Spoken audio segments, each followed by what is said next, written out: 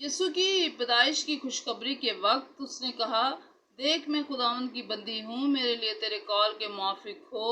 इस तरह वो खुदा के इलाही मंसूबे की तकमील का इंतज़ार करती रही और अपने लख्ते जिगर के लिए गहरे दुख और रंज में रोती रही, जो एक माँ के लिए फितरी बात थी। मुक़द्दसा मरियम की रूहानी बसीरत,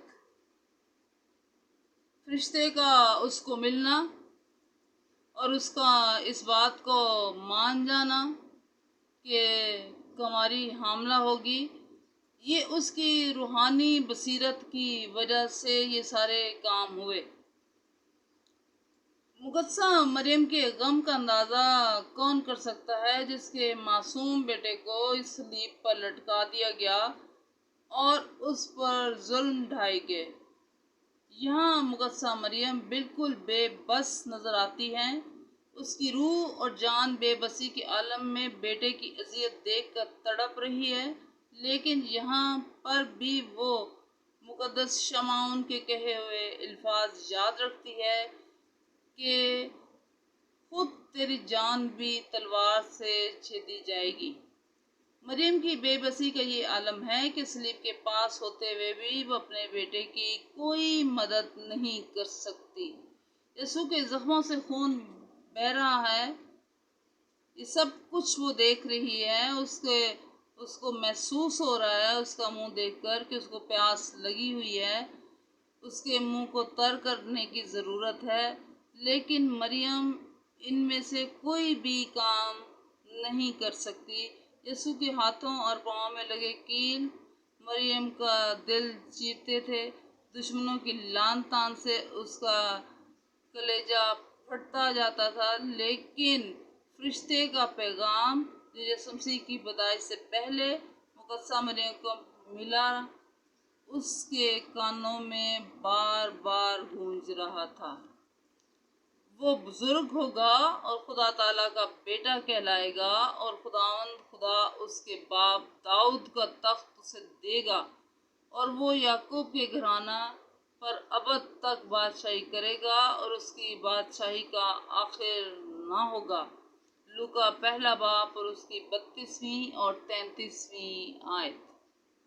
मुक़द्दसा मरियम इन तमाम हालात और वाक़यात को अपनी रूहानी बसीरत से देखती, खुदा के इलाही मंसूबे की तकमील के दौरान खामोशी से अपने जज्बात पर काबू रखती और अपने एहसासात की निस्बत खुदा की ताबेदारी को अफजल जानती है। वो खूब जानती है कि मेरे बेटे की सलीबी मौत उस तख्त ताज और जलाल और बुजुर्गी की तरफ पहला कदम है जिसका ऐलान फरिश्ते ने किया था।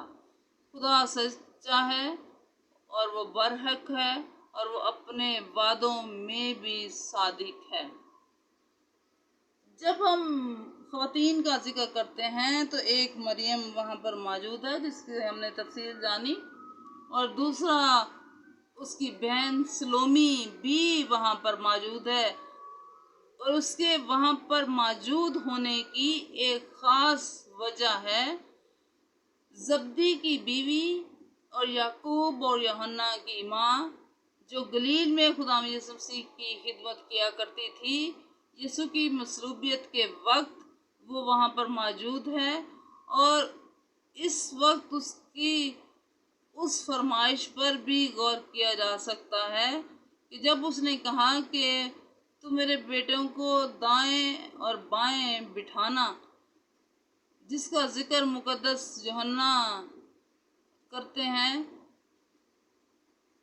अब जब उसके रूहानी मायने उसको समझ में आते हैं तो सलोमी वही खातून है जिसने अपने बेटों के लिए बादशाही में एक को दाहिनी और दूसरी को बाएं तरफ बैठने की खुदावन से रिक्वेस्ट की थी, और अब जबकि वो सलीब के पास खड़ी है तो सब कुछ वो देख रही है कि खुदावन यीशु मसीह ने उसको उसकी दरख्वास्त पर सख्ती से जब मना किया, तो अब उसको समझ आई, जब उसकी रूहानी मायने उसके समझ में आए कि उसने यीशु मसीह से जब दरख्वास्त की तो उसने क्यों मना किया, کیونکہ پہلے سے منصوبہ تھا کہ اس کے روحانی طور پر اپنی آنکھوں سے وہ دیکھے کہ اس کی دائیں اور بائیں طرف کون لٹکا ہوا ہے۔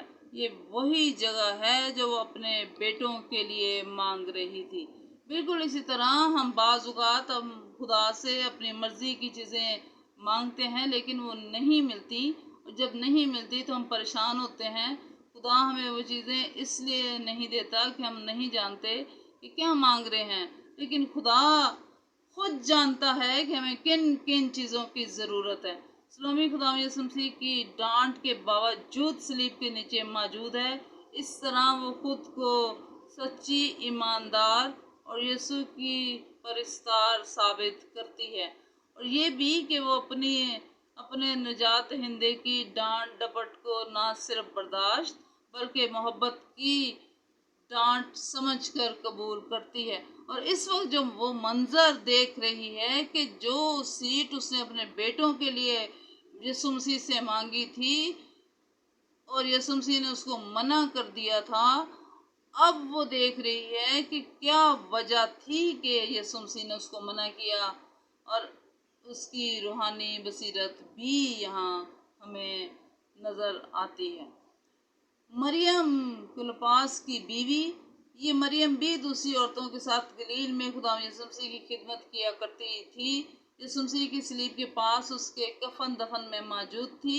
یسوع کی لاش پر خوشبو ملانے آئی، اور جب فرشتہ نے یہ بتایا کہ وہ زندہ ہو گیا ہے تو ڈر کے مارے دوسری خواتین کے ساتھ وہ بھی بھاگی۔ مریم کلوپاس کی بیوی کو یعقوب اور یوحنا کی ماں کہا گیا ہے۔ چند قدیم مفسرین یہ بھی خیال کرتے ہیں کہ کلوپاس مقدس مریم کے شوہر مقدس یوسف کا بھائی تھا۔ اناجیل اور دیگر کتب، تاریخی کتب اس مریم کلوپاس کی بیوی کے بارے میں زیادہ کچھ بیان نہیں کرتے، بلکہ بائبل بھی اس کے بارے میں خاموش ہے۔ مریم